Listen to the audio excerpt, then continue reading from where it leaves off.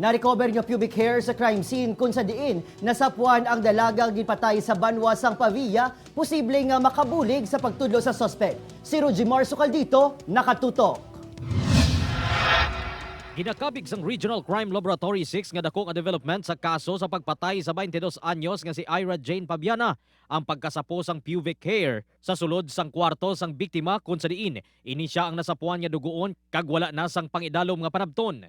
Suno sa crime lab, ang pubic hair ang wala nagamat sa biktima, ganit dako ang posibilidad nga iya ini sang suspect. Something na bakit merong ganun. Na yung pubic hair hindi naman tugma dun sa pubic hair ng victim. So isa na yun for isa-subject natin for DNA examination sa crime. Iga pa idalom sa DNA testing ang sample nga nakuha kag ang tanan nga makabig sang Pabia Municipal Police Station nga person of interest sa kaso ang pagkakuhaan man sang sample. Pero kinunan pa rin namin ng seminal stain kung magkakaroon at isa-subject din natin for DNA kung magtutugma din dun sa may makukuha tayong suspect at may kumpara natin.